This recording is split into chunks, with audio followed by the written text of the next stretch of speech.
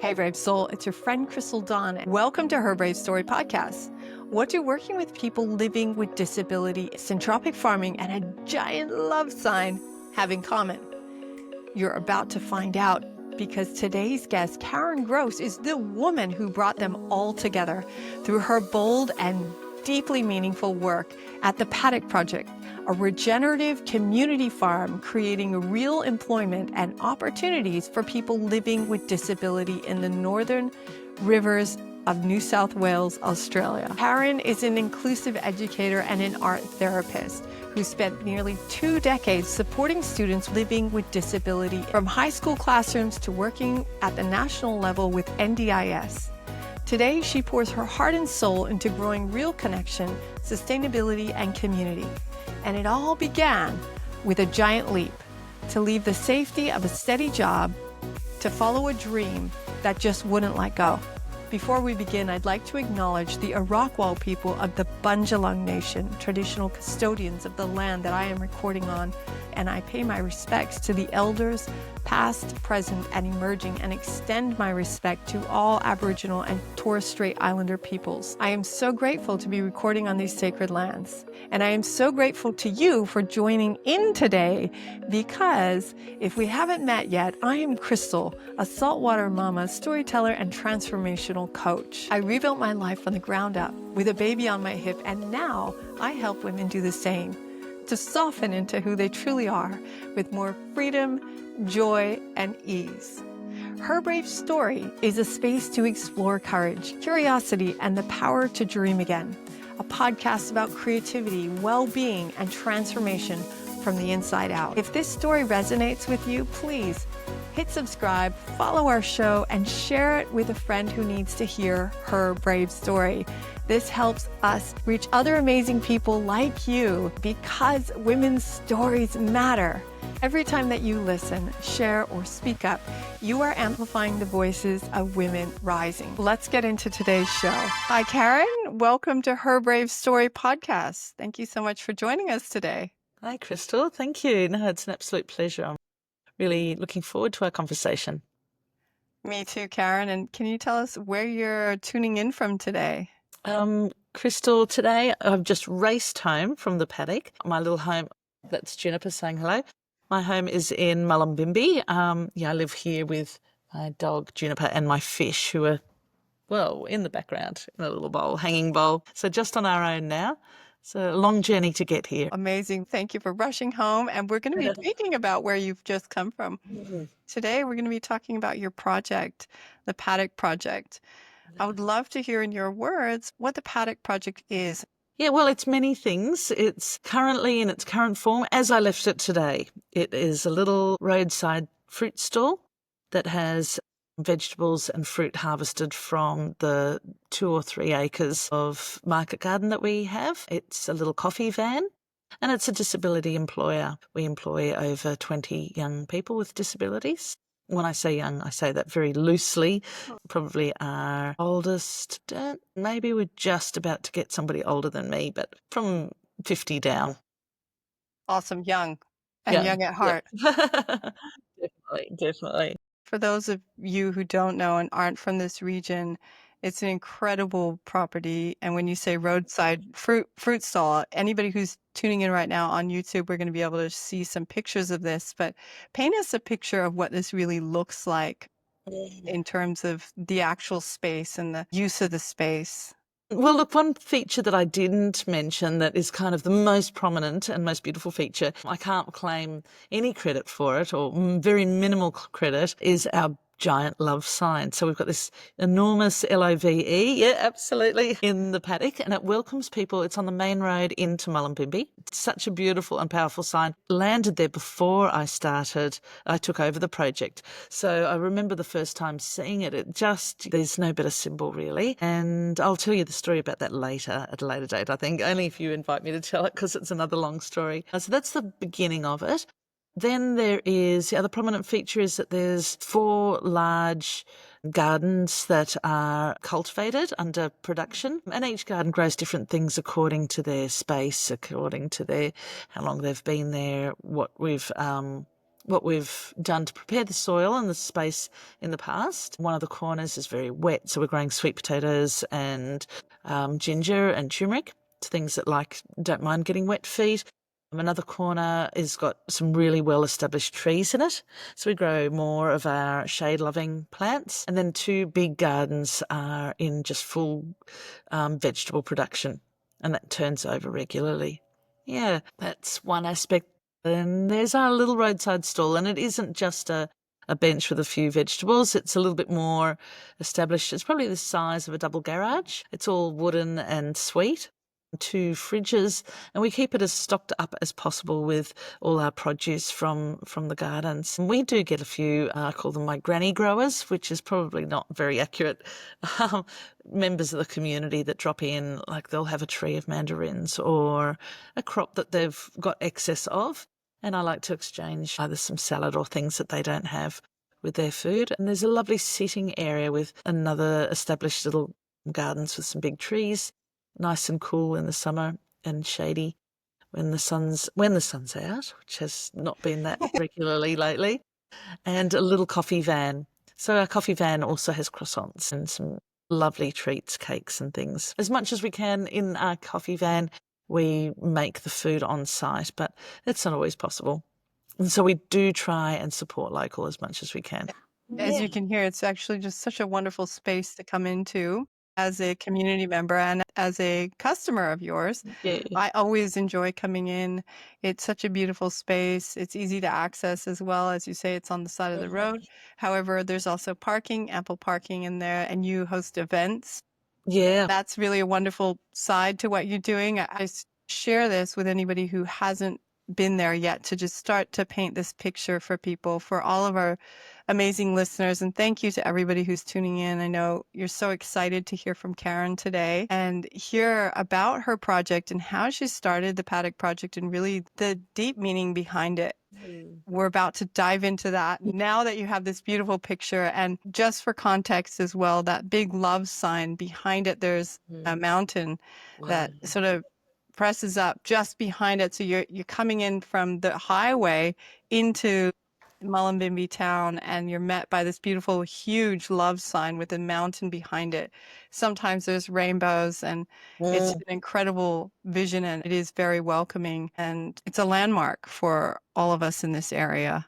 Yeah, it's very embraced and loved by the community. It's had some significant events. It survived our flood. Amazingly, somebody in that area was really badly affected by the 2020 floods, and a motorboat drove past it and photographed it just as it was about to go under. So just the top of the love that you could quite clearly make out. And that really was the symbol of resilience during the floods. That little snap, that was a lucky photograph. I think I have heard that it actually did completely submerge. I was on the other end of town, so I didn't get to see that. And that was actually in the love sign's old carnation. It was made just with some really thin plywood. It survived. It was never made for the outdoors. So after that, we did a big fundraising drive and had it 3D printed. Amazing technique of 3D printing anything. The place that did it also prints houses. It's incredible technology, and it's local. So it was just up here in the Pocket, which is a nearby suburb. This is so important and integral to your work, being local, supporting Very, local very business, important. supporting local people, and in particular, people with disabilities. Yeah. No, that has been probably my lifelong passion, and is working with people with disability.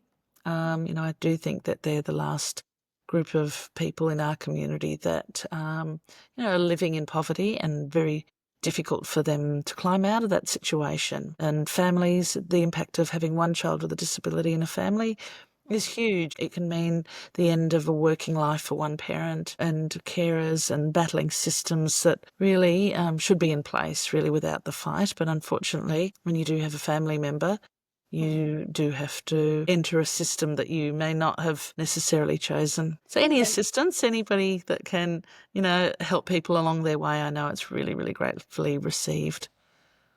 Absolutely. Before starting the Paddock Project, you were not a farmer or a market grower.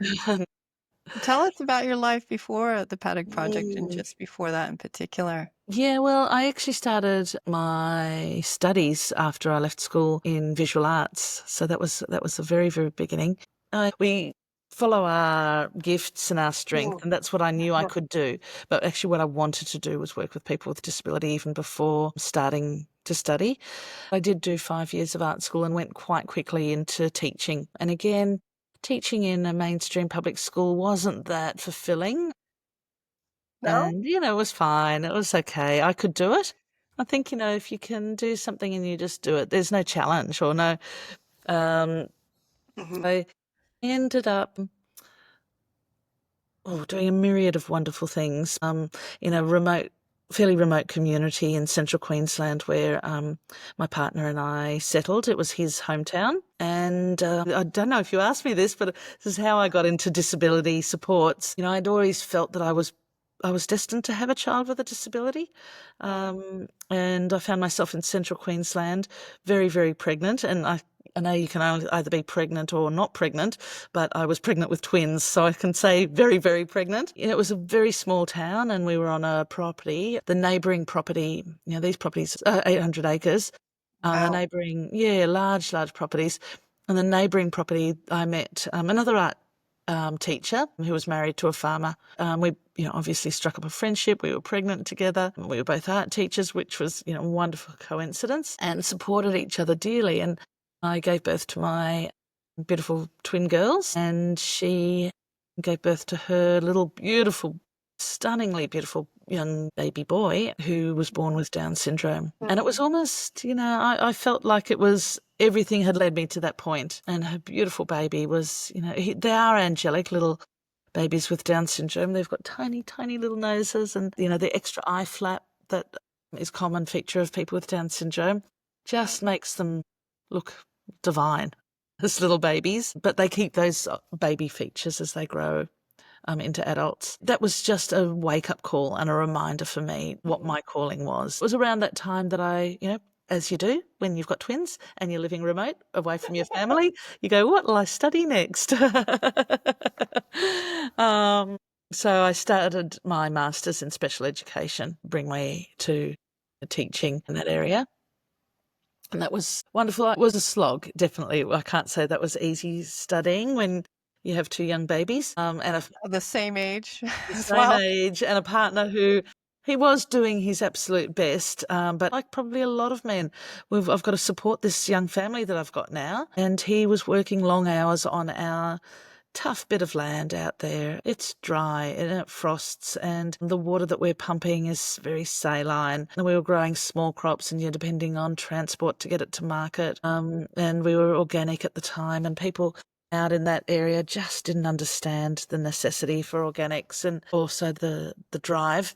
My partner was very, very passionate about not using chemicals in his practice for his own personal health as well as for others' health of the soil. He could see the degradation that was happening, probably way before a lot of people, well, way before it was common knowledge that we're not, growing just the crop and spraying chemical fertilizers, but we're growing soils and protecting land. So he was passionate about that. But what it did do, unfortunately, was take him away from supporting me and the girls, which was a difficult time. Yeah, but we managed and studying and anyway. Yet you took on this extra master's Yeah. degree and completed it, and this has led you in a new direction. Yeah, yeah. Look, it was one hot summer, and we were in Monto, the name of the little town. The land actually belonged to my partner's uncle, not him. It was a very old family farm. Yeah. But Matthew was keen to purchase that piece of land, which was going to be very, very expensive and stretch us in all directions. And I don't know what happened, but it was probably, like now in hindsight, it was a stroke of luck that he said, no, well, let's not stay here. We'll look further afield. And he said, I don't mind where we farm as long as it's on the red soil. I want to grow food on the red soil. So we looked as far as far north as Atherton Tablelands, up north of Cairns, and probably as far south as Byron, maybe Ballina and a little further south.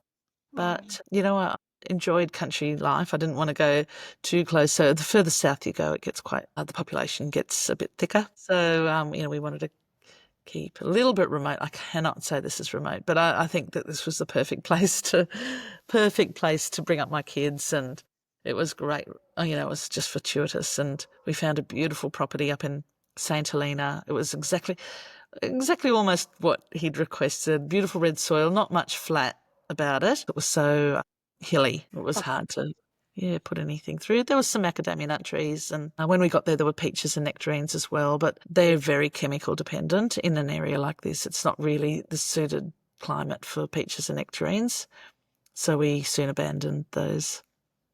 To then he tried everything. There was a few patches that we could grow vegetables, but only in small areas. From there, did you go into disability education? So I came to this area. There was a flood of art teachers, and it was great that I had my disability background then, or qualifications. And I soon got work at Mullumbimby High School in their support unit, which was wonderful. It was an honour to be in a school as inclusive. It was great. I was still finishing my master's degree. And I to the subject of inclusive education, and I was pointed to a family with a young man with Down syndrome who were staunch believers in inclusive education. And I think, I kind of had read about it, but didn't really deeply understand it until I did my paper on and used this young man as a case study, whose parents just did not want him segregated in any shape or form. And it was great to see the result of the situation, that they fought for his right to be in a mainstream classroom and to take the woodwork subjects and any subject he chose, and to be with other students. Just a child's right to be educated alongside his same age peers. And they fought for that and achieved it. And he ended up graduating year 12 with his peers, going to the formal, and was incredibly proud and worked within his community to an extent, as much as they could. So I hear you, this is a new term for me, inclusive education. Is that the term that you used for Yep. what his Yes. parents were fighting for and what you described as a Yep. child with disabilities living in the community and going to the same school as everyone else, basically having equal opportunities? Yep. So it's, sort of a mantra that I often say is, we don't try and normalise people, but we normalise their experience in life. So we all have the same expectations.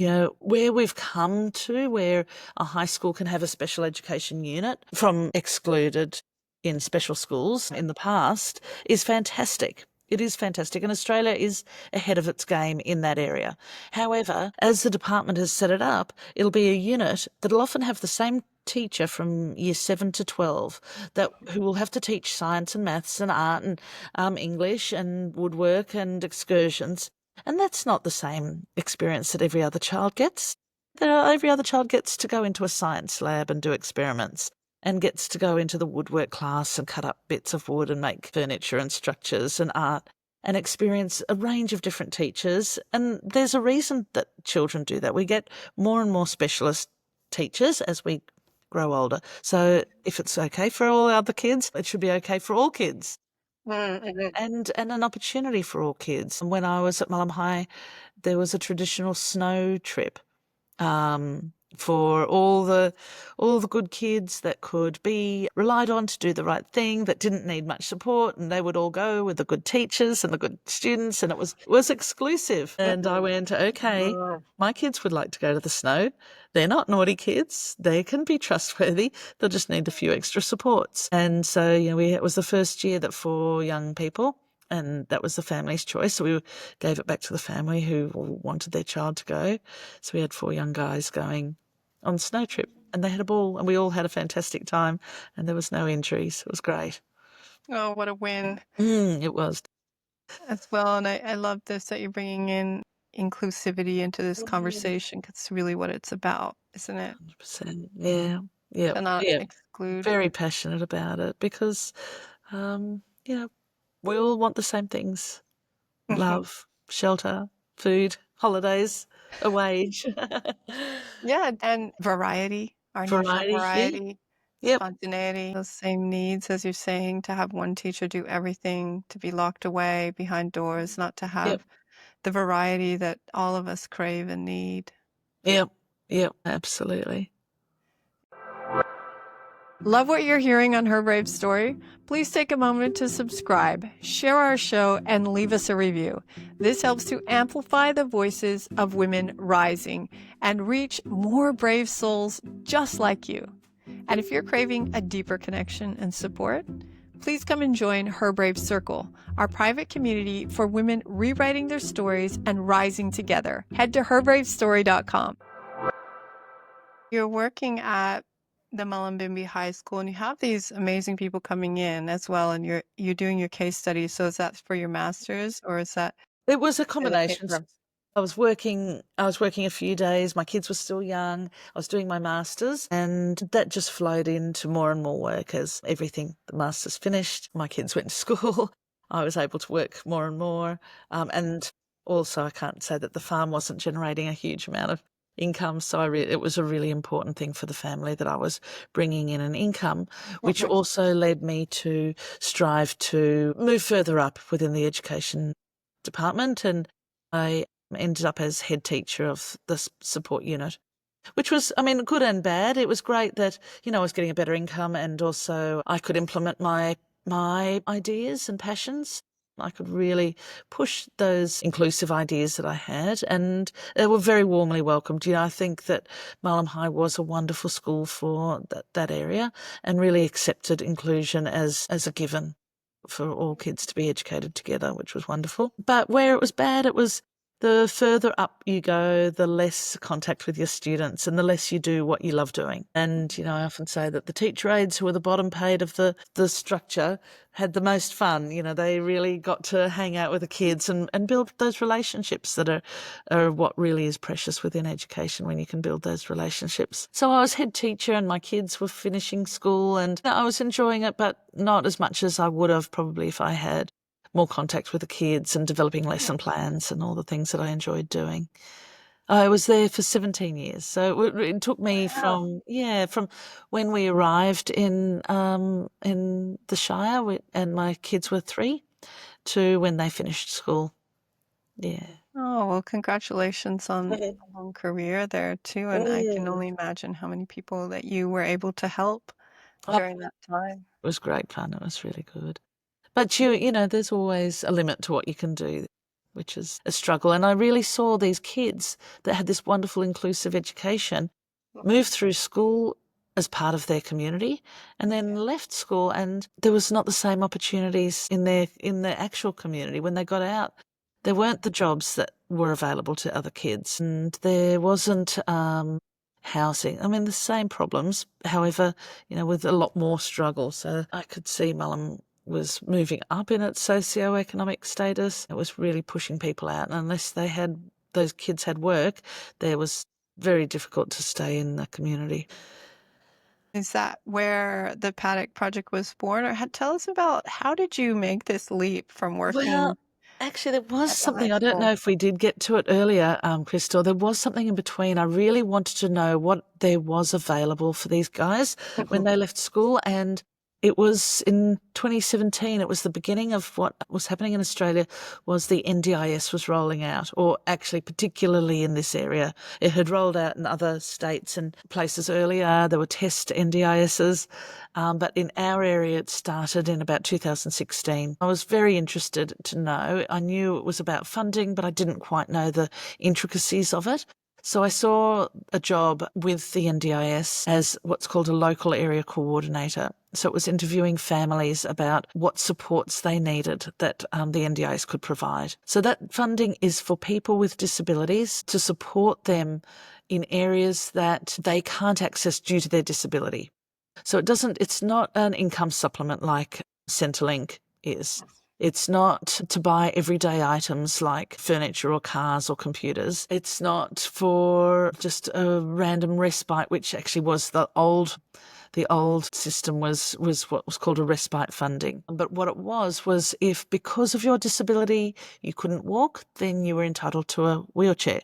Or because of your disability you couldn't have social interactions, you were entitled to have funding for a support worker to assist you with those social interactions, or you needed behaviour support, then that's where the funding would go. There's a range of categories, whether it was equipment, therapy, or day-to-day living supports. You were supported according to those needs. You are supported. And there's a complex interview process where that assesses those needs.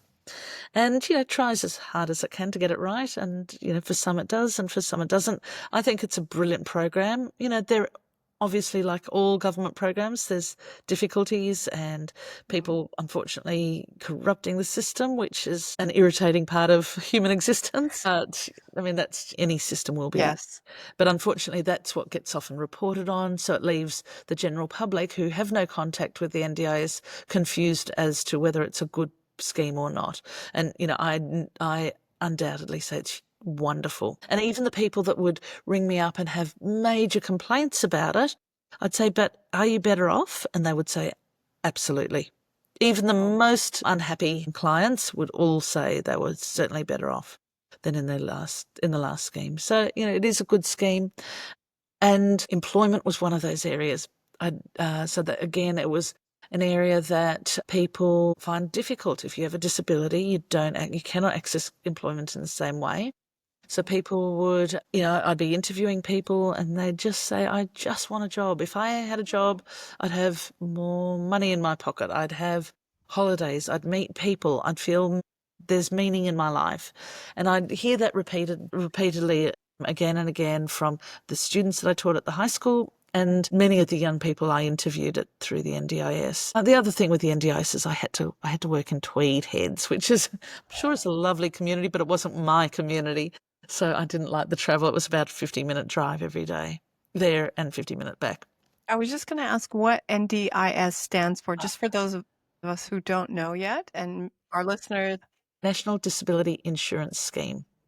Okay, great. Yeah. It's, they call it like the Medicare for people with disability. It's funded for, all people with disability. So all Australians contribute to that through their tax. That money is distributed to those people who need it. Yeah.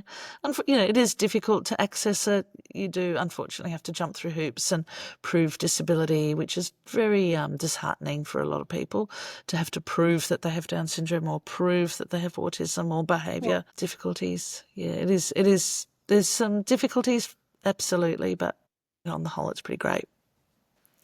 I'm hearing you have a really broad understanding of disabilities and the opportunities or lack of opportunities for people with disabilities here in Australia in particular. But definitely everything kept pointing back to employment. It doesn't solve all your problems, absolutely, but it does, help. You saw a gap is what I'm hearing too. You saw a gap from being in the industry long enough, from moving forward with things that were actually happening and even instigating things. You were actually putting movements forward. They were getting passed in the school that you're in at Mullumbimby High. And then on a national level, working with NDIS and realizing, wow, there's this, but what about the gap that really exists? And this is where the Paddock Project came about. Yeah. So I certainly had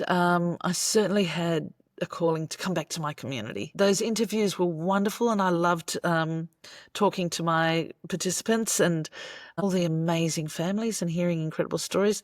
And then I'd have to go home and write about it all. Oh, that's not my forte, sitting on my backside for too many hours. And as I drove past backwards and forwards, as I mentioned, the love wasn't put in the paddock by me, it was before me, and nor was the garden established by me. And so I'd drive past, and before all of that happened, I'd think, God, one day, if I won the lotto, I would buy a little block of land just out of Mullum. I'd start a little garden, maybe a nursery, maybe I'd go back to my art, maybe a sculpture garden, and maybe a tea house. And then all of a sudden, this garden and coffee van arrived, and I thought, gosh, that's my idea. I've thought of that. I dreamt that up. It just appeared out of nowhere. And I had to find out who did it. But I was working long hours in Tweed and I was never home.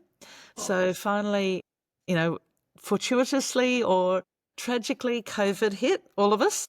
Mhm. And I got to work from home a bit like this on Skype or Zoom, and brought back into my community, and sniffed out who had started this little garden, and found it was actually an acquaintance of mine, which is not hard in a small town like this. A man called Jerry, who was had a background as a chef and did a mobile kitchen, and he had a dream to do a bit of a paddock to plate.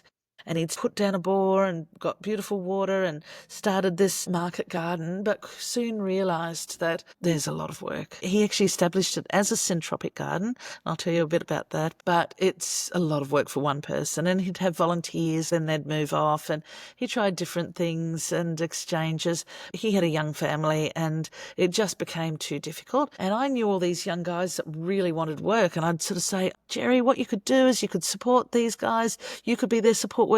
You can bill the NDIS. You're getting a wage. They can help you out. You've got some company here and some assistance. And he was just like, well, I don't know how I could do that. And it was just not his thing. He just wanted to be growing food, cooking, going to festivals, and spending obviously time with his young family. And he could not balance or juggle all of those things together. So finally, when we tried, looked at a partnership. We tried and looked at the whole project from different angles and how I could support him to get these young guys employed. And we just couldn't make headway of it.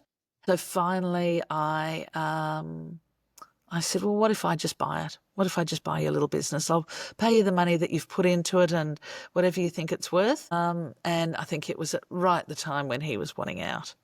So we really got it. Yeah, we met at a good time. As you know, COVID caused chaos and uncertainty for everybody. He was happy to look for something more secure for his family that actually did bring back an income. I was so grateful to be back in my community when people were going back to the office. I don't want to do that. I had several meetings where they were pressuring me to come back to the office, and finally I just went, no. I'm out of here. It was sad because I loved I loved all my participants, and I really, made a commitment to them. But unfortunately, I was out of area. You had this dream. The dream that you had envisioned was already getting started. Yes, exactly. Some of the things were already in place. Yeah, I'm so grateful for Jerry, because I think that, those big legwork of getting that bore drilled and the fencing up, and the little roadside store was a cute little garage, and the coffee van was there. It was great. He had a lot of good structural, exactly what you said, things in place. And syntropic farming, you were going to tell us a little bit about that, because Yeah. that's a big part of the market gardens or the gardens that bring in all the beautiful produce. And we say market garden for those people who may be separated from growing on the land or have even had a garden yourself. If you're envisioning like a market garden as a backyard garden, unless it's a really massive backyard, this is not what we're talking about. We're talking about when acres is a large portion of land. We're talking about big banana trees on the land. Sweet potatoes, the corner of sweet potatoes is actually a huge area. It's bigger than most people's property that they have in their backyards, just so people can get an idea if our listeners are listening in. And for those of you who are growers, I think you can appreciate this conversation even more knowing what Karen is doing with the syntropic farming. And she's going to tell us a bit about that now and how this is also a part of the integrity behind your whole project and what that is to you as well. This is a good place to start with what the project is and how that vision came to you from this dream, but there's more to it. There's more moving parts. So Jerry had established this enormous garden. Enormous, like you said, it's probably maybe, I'd say 9 house blocks is probably the way I would imagine. A good, decent-sized house blocks. He'd established the gardens with a young man called Rodrigo from Brazil. And Syntropics was developed by a Swiss man, Ernest Gates, in Brazil. And Rodrigo had come to Australia to study with Ernest because he was doing a workshop here, and fallen in love with Australia and was implementing gardens a little bit, maybe on his initial knowledge quest, and had agreed to implement this garden for Jerry. Now, it is unusual for all farmers.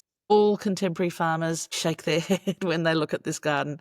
And, I'd already been involved, like I said, in alternative farming practice, but this garden has enormous eucalypts in it, trees that you would not normally see in a garden.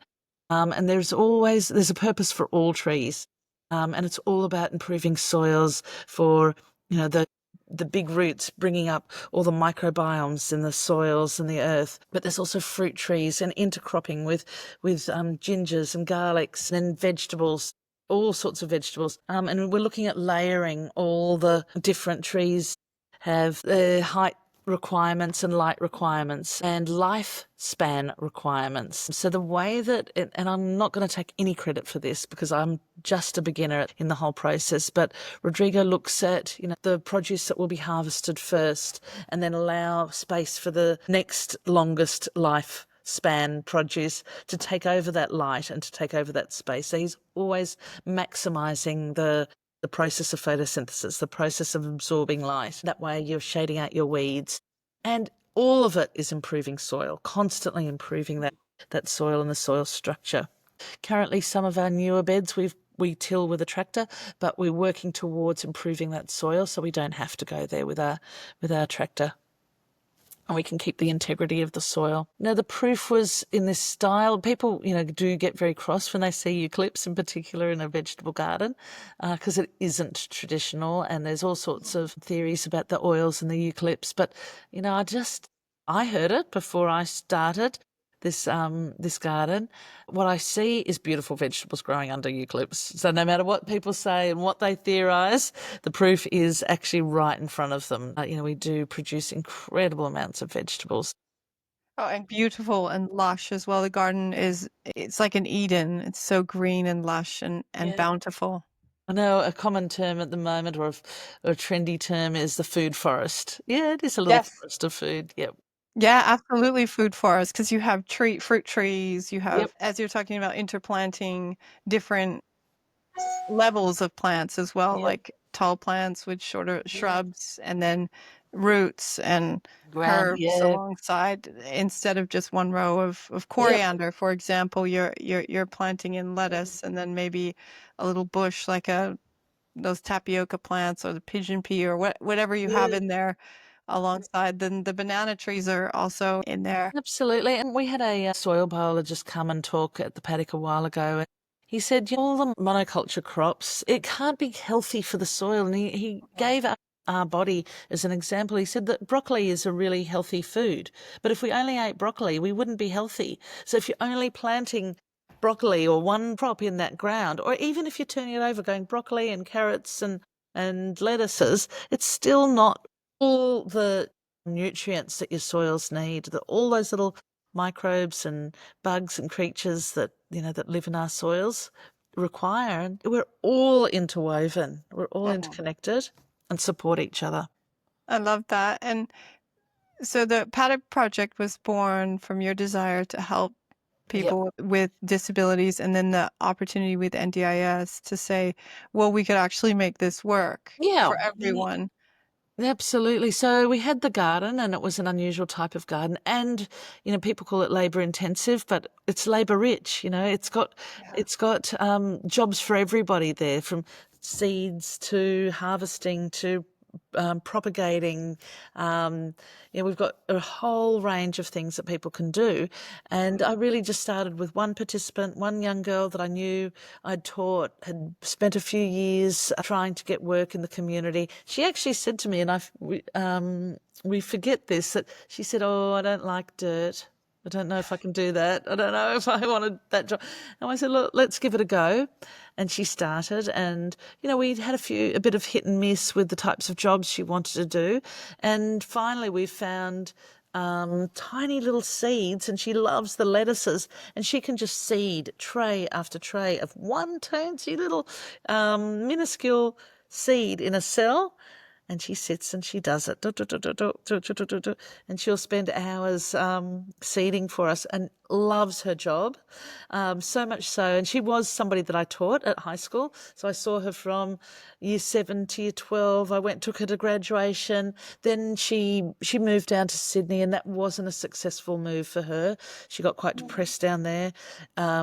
She moved down with her boyfriend, and then fortunately they moved back to Mullumbimby, which was a great move. And at that point I said, come on, I took over the paddock, so let's start this employment. And in 2 weeks, not this weekend, but next weekend, she's actually getting married at the paddock. Oh, I feel so proud and so excited. Yeah, it is a wonderful, wonderful achievement. Beautiful journey for my beautiful participant. Oh, how wonderful. And what a full circle moment for her too. I can imagine to Yeah, be incredible. So now under we've just your got wing and then participating too, like really participating and helping and seeing her labor grow mm, as well. The beauty of working in a garden or working with plants. And I have yeah. some background in permaculture. I did a permaculture design Oh, course, and I worked locally with Banya Hasla. I don't know if you know yeah, him, I but do. Of I course I worked with do. him. He's the legend. Yeah, I came back from my studies and was like, okay, who can I reach out to? And he actually put his hand up and said, hey, you can come work with me. And that was such a beautiful experience for me to get hands-on experience. And I'll never forget my first time going to one of the gardens he was working in. And I'd never seen some of the plants that I've been eating growing. Wow. Yep.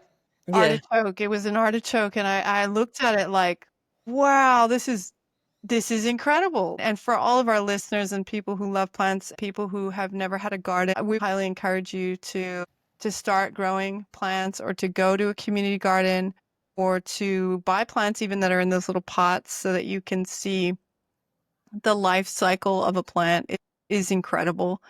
And to even just, as you said, these tiny seeds of a lettuce, like it's phenomenal to see something so lush bloom out of nothing Yep. and then be nourished by the sunlight. And you also, so I love that she's had this moment with you, and that is a huge success to be able to bring people into fruition of their own Yeah. desires to their own meaningful relationships to sustain those meaningful relationships is Yeah. so empowering for any of us, let alone people who Mm. are marginalized and don't have the same kind of opportunities as many people might expect or think as Yeah. well. Yeah. Yeah, it is. Look, the paddock is a magic place, and incredible magic things happen all the time. I mean, for instance, young Alana, but we're up to about 25 participants that are there every day, and making friends. One of our really precious parts of the day, I find, and I think a lot of people would probably agree, is shared lunches. So every day we have a sit down lunch where we create the lunch out of our garden as much as we can with the produce that we've grown. And, I've really pushed this barrow in that we all sit down all together and enjoy conversation, enjoy looking at each other and, asking about people's day and just checking in. It's a really, really, really important thing for me. I didn't want to have a situation where, everybody brought their own stuff and sat in their own corner or grouped and huddled. People mix it up and we do get a lot of volunteers. So the table is often filled with participants and support workers and volunteers and international volunteers who can really share their culture and knowledge. It's really wonderful. We're very, So, very, very blessed. and the meeting place for many, as you Yep, say, you're bringing people together absolutely. Yep. organically as well as employment and volunteers. You're bringing the community together, people to come. You have opportunities for people to join in at Yeah. multiple levels. Is that something that you always wanted to have in this project? Oh, very much so. I think when I love that it has a whole range of other activities. This evening we've got family yoga class, and on Thursdays we have capoeira. On weekends we'll often have workshops. I have to say that this is a little confession that big events are probably not my thing. And they do happen every now and then, and I always swear I'll never do it again. But that's okay. It doesn't all have to be about my own passion and dream. If other people can do it, as long as we can get out of there without damaging anybody or anything, that's good. And I think that's why I shy away from it. I just think it's too frightening. But that's okay. Everybody gets exhausted and has a great time, and then, yeah, talks about doing the next one, which I think another anxiety-inducing thing. But we do have, I love the smaller events. Beautifully, two of my participants with disability play music on a Wednesday night. We have what we call a jam and curry. The young girl from the cafe makes the curry, and we just invite whoever wants to come along to jam. Yeah, that's a fun one. That's a really fun one. That sounds amazing. Love what you're hearing on Her Brave Story? Please take a moment to subscribe, share our show, and leave us a review. This helps to amplify the voices of women rising and reach more brave souls just like you. And if you're craving a deeper connection and support, please come and join Her Brave Circle, our private community for women rewriting their stories and rising together. Head to herbravestory.com. Because this is Her Brave Story podcast. Yes. What's the bravest decision that you had to make that relates to the work that you're doing now or the project that you've started? Look, I think it was COVID. I had a job that gave me an income and I wasn't looking like losing it, but the world was a very uncertain place at that time. And I pestered my colleagues at that job enough about, should I do it? Do you think I should do it? What do you think? And this is the craziest thing I should do. What if I invest this money and it never ever makes any, and I'm there and nobody comes and I can't find, oh my gosh. That was a bit broken. I believe, I can't quite remember it, but I believe, and I'm told that I was a little bit of a broken record on loop. Oh, what if should I? Do you think I should do it? Anyway, they all got sick of hearing me talk about it. So I thought, oops, I better do it now. Look, my mother was an amazing advocate and she would listen to me on loop and she'd finally say, okay, don't do it. And I go, oh, I've got to do it though. She'd go, well, then do it. But if you're going to tell me all the reasons why not, then don't. It was great to hear that. Like, then don't. Yeah. And then I thought, well, what if I didn't? How would that be? What if I didn't do it? How could I live with that consequence and would that be okay? And I'd get to sit in an office and get to retirement and would I feel satisfied? And I'd be filled with the what ifs. What if it did succeed or what if it failed or what would have happened? So it has exceeded my dreams absolutely 1,000 times over. It's growing exponentially and people are enjoying it and that's wonderful. So wonderful. So wonderful. And really powerful reflection there and powerful for all of us who are listening, Karen, to hear what if I didn't? So what if you didn't? Yeah. So what if you didn't? And then playing that out. What if I didn't? I I love think that you that's the even get to question. retirement. Well, what if? And Yep. then would I still be questioning what if?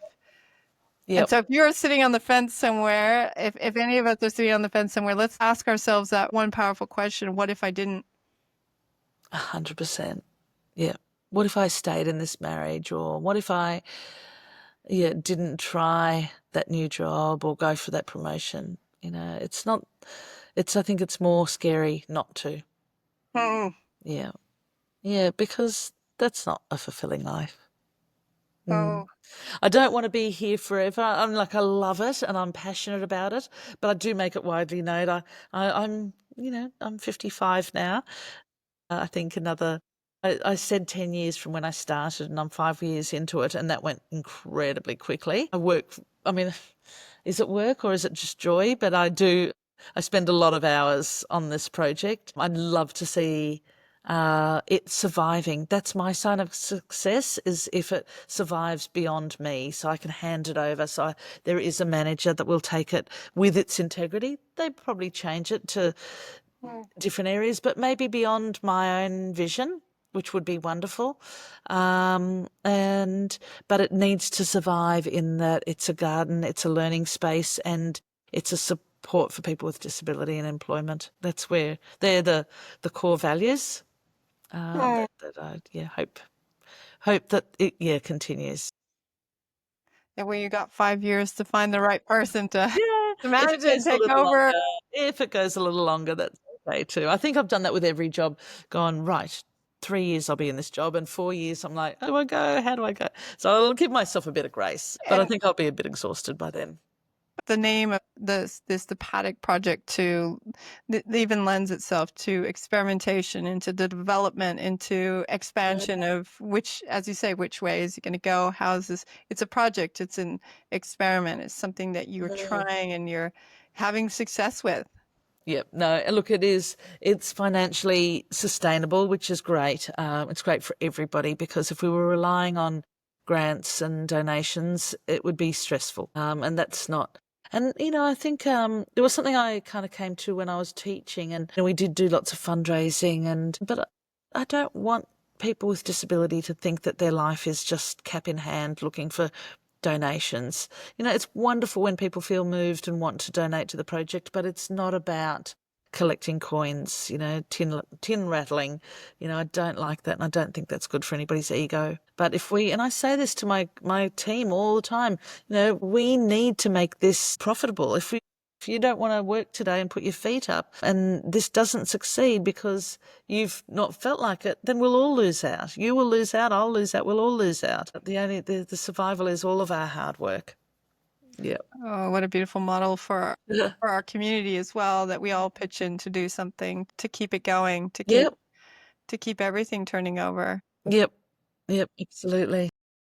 Karen, do you have a go-to anthem or song at the moment, something that you really love listening to or that you jam out to when you're working in the garden? You know what? I'm one of those rare people that go, actually, I much prefer, and I say this, I actually much prefer silence. I know that's so strange. I don't mind some music, but I listen to podcasts. I love people's stories.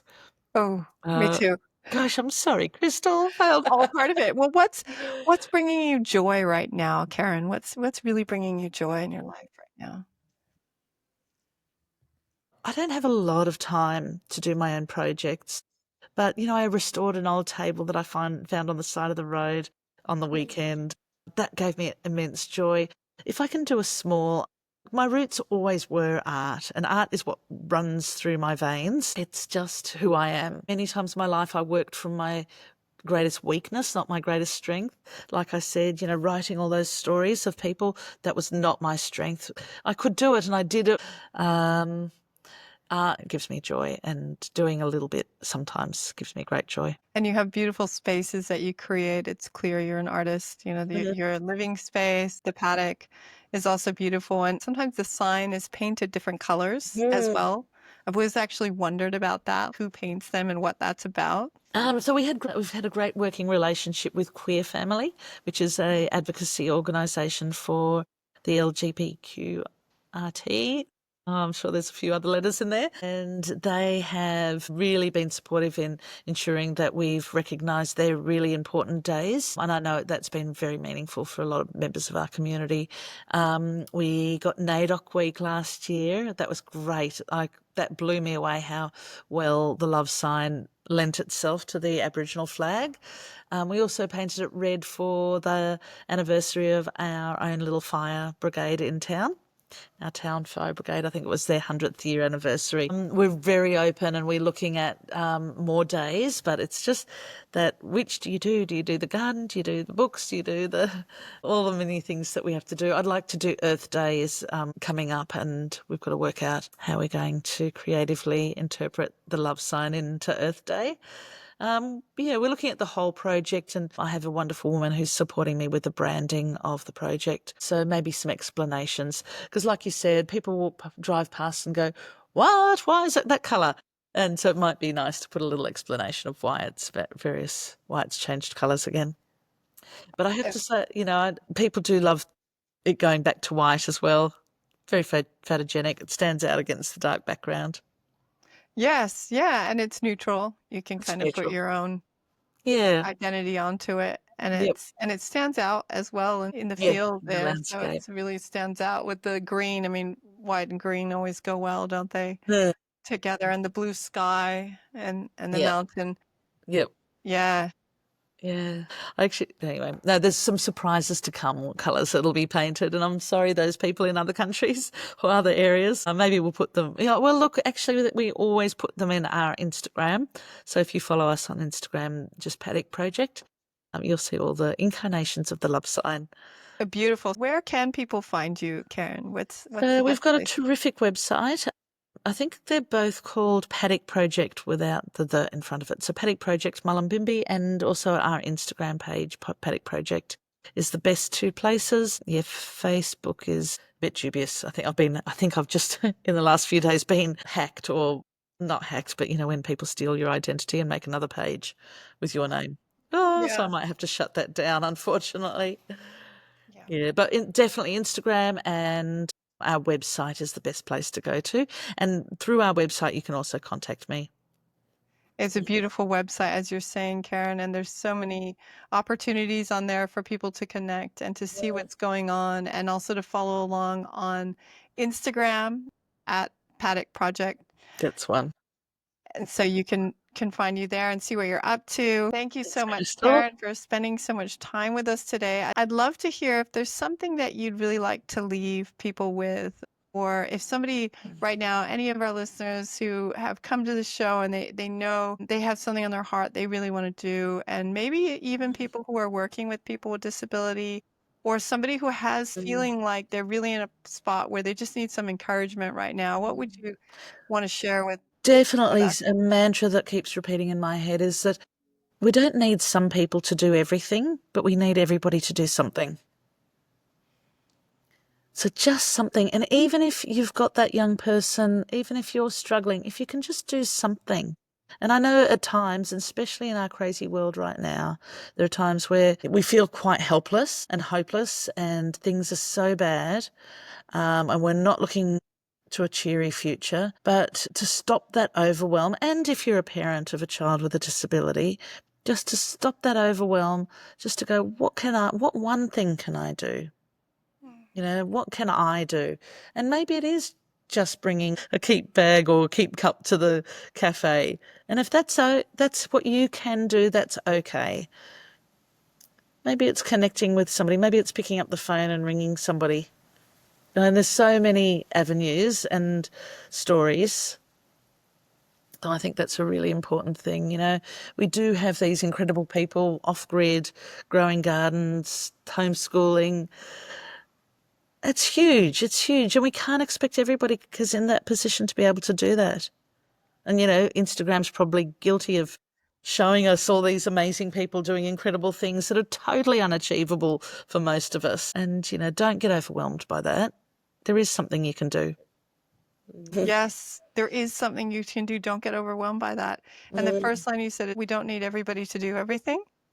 We don't need some people to do everything. We need everybody to do something. Mm. If everybody just does one thing, we'd be Space for better. everyone. We'd be so much better off. Mm. What a powerful message, and what an incredibly powerful woman you are in the world. Thank you for following your heart as well Thank you. to try something new, use your skills in a new way. I love this journey we've been on with you too, to come from Mm. a place where you are a part of the system, you are learning new things, you know who you are and what you want, and then you found ways to not only be of service but also to question things. So like, oh, hang on, at the school, let's see what we could do differently here. I have an idea. Not being afraid. I get this real deep sense you haven't been afraid to put your hand up and say, oh, well, what about this? Yeah. And let's try that. And how about you folks over here, come on and give us a hand. As you said, let's have many hands on this. Let's not let one person do it all, not only because they shouldn't be doing it all, but also because it's going to be much more empowering and beautiful, and will flourish more when we're all involved. Coming back to the idea of the soil as well, like the microbiome, all this biology actually getting richer when there's more diversity. When the biodiversity is increased, then the richness is available. Otherwise, it's the monoculture, and the one only is sterilizes the land. Yeah, absolutely. I see our biodiversity in our people and in our vegetables and in our growth and in our gardens and in our soils. And yeah, definitely it's all one and the same. Yeah, and mirrored and the same story, the same story. Yeah, I'm very fortunate to have Rodrigo as our head gardener who continues and just can put his incredible experience and knowledge into our garden. Yeah, it's clear that it's thriving. And I can't wait for those of you who are listening right now. Thank you so much for tuning in. I'm going to highly encourage you to get over to the YouTube and watch, because you'll get to see some imagery there that's a part of this episode. And although Karen has done a beautiful job of describing the richness and the lushness of the Paddock Project and her creations there, that it's also visually such a delight. Thank you. Thanks, Chrystal. Thank you so much for your support and your love for the project. We were talking just before we started recording that I have been a patron of the Paddock Project. Yes. Yeah. And that's how we met. That's how Karen and I met. That's how we know each other. And she recalls the time that I came in particular, to get my son Flowers for his cake. I was so blown away. I think my daughter's only ever got one home-baked birthday cake in their 26 years. And you were buying individual flowers. I just thought that is so beautiful. Oh, it Yeah. was a really beautiful cake. And maybe I'll throw a picture of it in here. Such beautiful flowers. It really made the whole cake. It was a butterfly cake. And Oh, it was sparkling with these beautiful flowers. Just, yeah, it felt like it could fly away. how beautiful. How beautiful. So, Chrystal, thank you for doing these podcasts, because that's certainly your thing, but also for bringing up a beautiful boy. Is we need more of them, don't we? Soft, sensitive, kind men in our society. Mm. Loved children. Yeah, love to children. Thank you, Karen, and thank you for the wonderful work that you're doing in our community and the way that you're creating space for inclusion. That's something that's really important to me as a human being, and also on this podcast. It's a really deep part of this project for me, the Her Brave Story podcast project. It's inclusivity. It's to have inclusive conversations. And I know with every fiber of my being that your medicine, your message is going out into the world from here, and that more people will be able to be inspired by your work, to connect with you, and to have those Me Too moments, to say, "Me too, Karen. That's so cool." Or, "I want to do something like that. Yeah, I didn't even know it was possible. Like, I didn't even know the Paddock Project was possible until you created it. It was like you brought it up out of like a magic trick. Poof." yeah. Well, lots of magic happened. I couldn't have done it on my own. No way. The people that walk into the space are always the right people at the right time. And I've had one of our workers came with his participant. His participant chose to come to the Paddock Project, and they'd found it, and he just happened to come along. And he's a great man with an incredible amount of wisdom, but he's quite cynical about things that he can't see and touch. So, magic, for instance, is one of those things. He just sees it time and time again, and he looks at me and goes, "Wow, that just happened. I can't believe." So just things like, we had a great little kids program, and then it started raining over time, and we needed some of those big, good plastic mats for the kids to sit on. We discussed it. Within half an hour, somebody came in, like he and I discussed it in isolation, and somebody came in and said, "I've had these in my shed. Do you need them?" And that happens all the time. It's like, did you know we were talking about it? Did I ask you? No, nothing. I just had them in my shed. I just thought you might need them. Yep, well, we were needing them.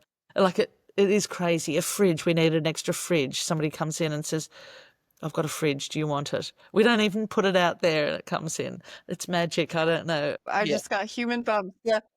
The synchronicity I don't of, know. Synchronicity, yeah, absolutely. and the net. And it's such a great example of the net appearing when you leap. Like you say, "We have nothing. Okay, let's go." And then the Yeah. net comes, and you're met. The universe or God is meeting you with what you need, because Yeah. you've had the courage to step Yes. out. Yeah, yeah. When you're on the right path, good things happen. I always feel, if things are not working, then just choose a different path. If you Another keep coming there. powerful. When things are not working, just choose another path. Yeah, yeah. Yeah. There's reasons for those blocks, so just go around it. And I think that's a lot with disability and with my teaching. We know that we're not good. None of us are great at everything, but you just navigate around those areas that we can't do. That's wisdom there as well. Don't keep pushing against the wall. Don't keep trying to go the same way, Yeah. find another Yeah. way. Try your Chrystal? way home. Yeah. Yeah, Well, thank you. absolutely. I know that Juniper's probably back there scratching away saying, Mom, I need something to eat. That little snack, it's Probably. gone.